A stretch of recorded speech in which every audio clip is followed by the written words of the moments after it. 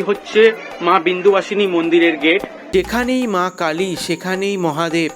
जोर से बोलो जय श्री राम, जय श्री राम, जय श्री राम, जय बजरंग बली की जय हो, जय तारा मैया की जय हो, हर हर महादेव, हर हर महादेव, जय बजरंग धाम की जय। ভরত বান মারে ওই বিশাল সঞ্জীবনী পর্বতের দিকে, যেটা হনুমান হাতে করে নিয়ে আসছিলেন।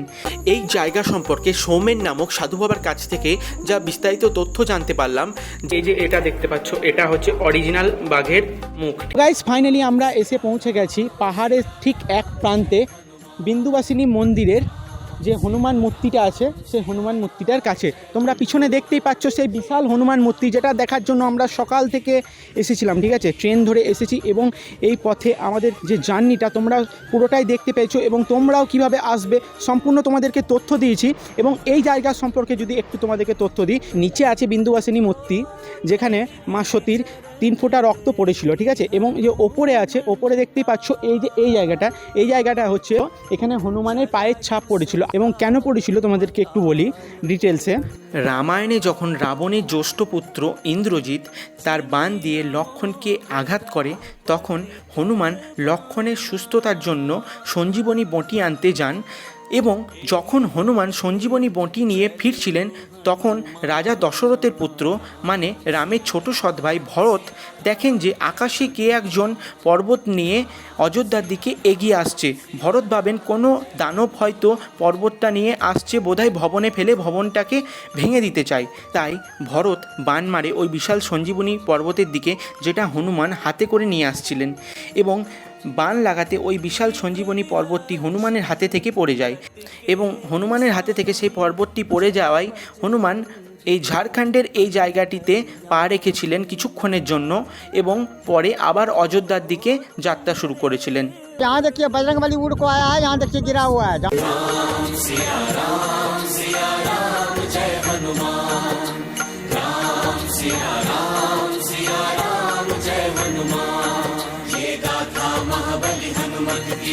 रुचिकर लीला राम भगत की जय जय जय रघुनंदन राम, जय जय जय महाबली हनुमान।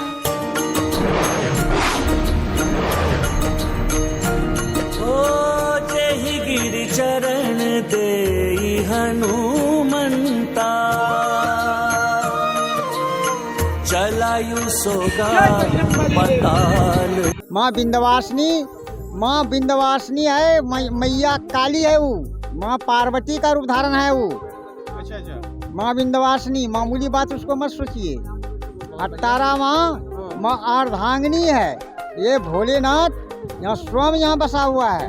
कितने दिन मेला चलता है इधर? यहाँ 1 महीनों से ऊपर चलेगा। क्या नाम क्या है? हमारा नाम जयप्रकाश गिरिया उघड़ बाबा। घर कहाँ है आपका? हमारा घर पड़ता है बांका जिला, बेल्डिया बिशनपुर। कौन से डिस्ट्रिक्ट में? बांका जिला में। बांका जिला में। हाँ। कितने दिन से आप बाहर है घर से? हम कमीज तो 20 साल से बाहर है। 20 साल से बाहर है आप? हाँ। शादी वादी कुछ भी नहीं किया? कुछ भी नहीं किए हैं। जोर से बोलो जय श्री राम, जय श्री राम, जय श्री राम, जय बजरंग बली की जय हो, जय तारा मैया की जय हो, हर हर महादेव, हर हर महादेव, जय बजरंग धाम की जय।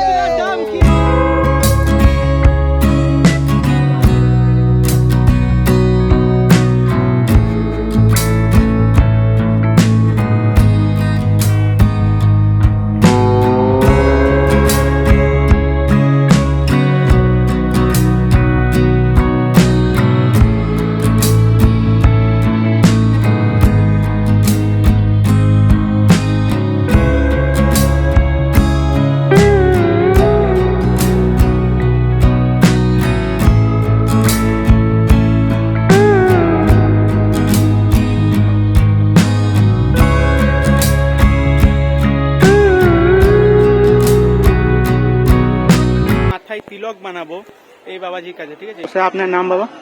हमको नाम है नरेश नाथ जोगी। নরেশনাথ যোগী, ঠিক আছে। তো এখানে অবশ্যই আসবে, এখানে বানাবে, খুব ভালো বানায়, ঠিক আছে। তো আমিও বানাবো, তোমাদেরকে দেখাবো এবং তোমরা দেখতে থাকো পুরোটা।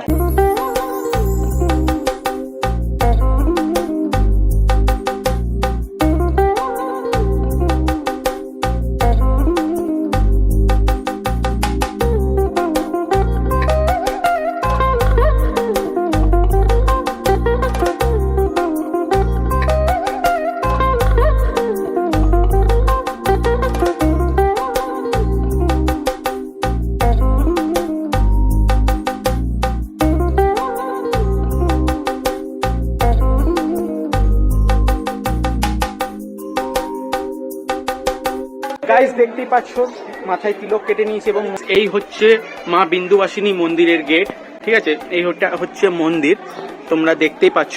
তো গাইস এটা হচ্ছে বিন্দুবাসিনী মন্দির, ঠিক আছে, তোমরা দেখতে পাচ্ছ।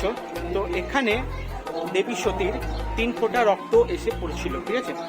তো এই জন্য এই জায়গার নাম বিন্দুবাসিনী মন্দির। এটা হচ্ছে 51 পীঠ সতীপীঠের মধ্যে অন্যতম একটা সতীপীঠ, ঠিক আছে, যেটি ঝাড়খণ্ডে অবস্থিত, তোমরা দেখতে পাচ্ছ।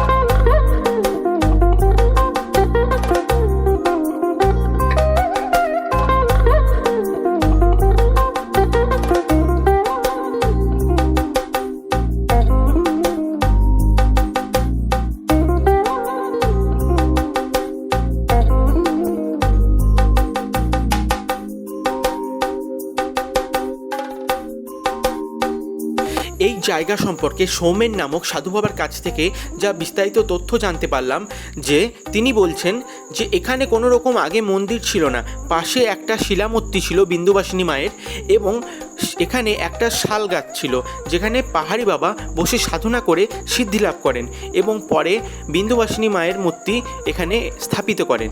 এবং পাহাড়ি বাবার গুরুদেব হচ্ছেন নিরঞ্জনা গিরি মহারাজ।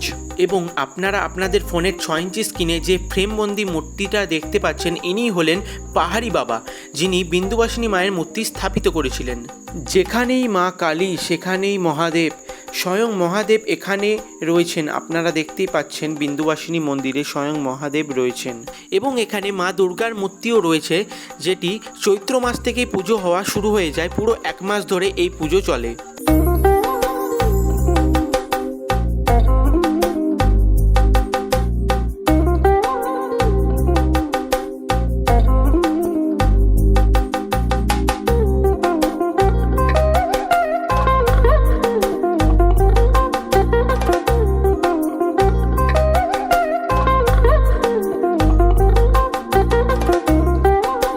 এবং বিন্দুবাসিনী মন্দিরের ভিতরে আরও একটি হনুমানের মূর্তি রয়েছে এবং এখানে কিছু কিছু সিন রয়েছে, সেগুলি তোমরা দেখতে থাকো।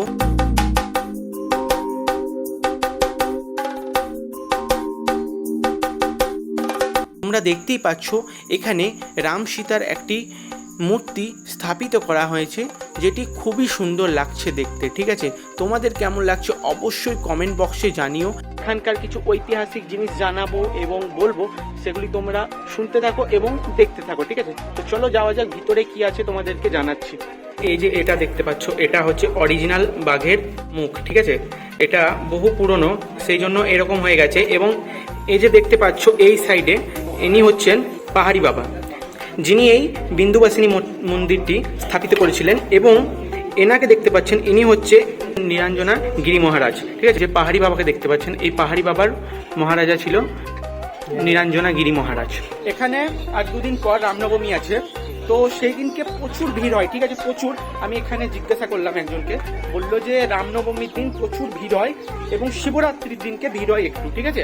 বাকি দিনগুলোতে ফাঁকাই থাকে। তোমরা যদি এখানে আসতে চাও তো তোমরাও এখানে আসতে পারো, ঠিক আছে। বাকি দিনগুলো ফাঁকা থাকে এবং অতটা ভিড় হয় না, এবং বাকি দিনগুলি ভিড় হয়। আমরা আজকে এসেছি, মোটামুটি ভিড় আছে, খুব একটা ভিড় নেই, ঠিক আছে।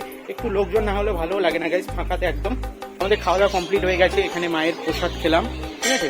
মন্দিরের ভিতরে সবাইকে খাওয়ানো হয় ফ্রিতে, তো তোমরাও এসে খেতে পারবে। তো এখন বাজে এই 2:10, তো আমাদের ট্রেনের টাইম হয়ে গেছে, তো আমাদেরকে স্টেশনের দিকে রওনা দিতে হবে, বারহাওড়া স্টেশনের দিকে। তো এই ভিডিওটা তোমাদের কেমন লাগলো কমেন্টে অবশ্যই জানাবে। যদি ভালো লেগে থাকে একটা লাইক করে দেবে, চ্যানেলে নতুন হয়ে থাকলে সাবস্ক্রাইব করে দেবে। এবং শেষবার, ফাইনাল বার, লাস্ট বার, জয় শ্রীরাম।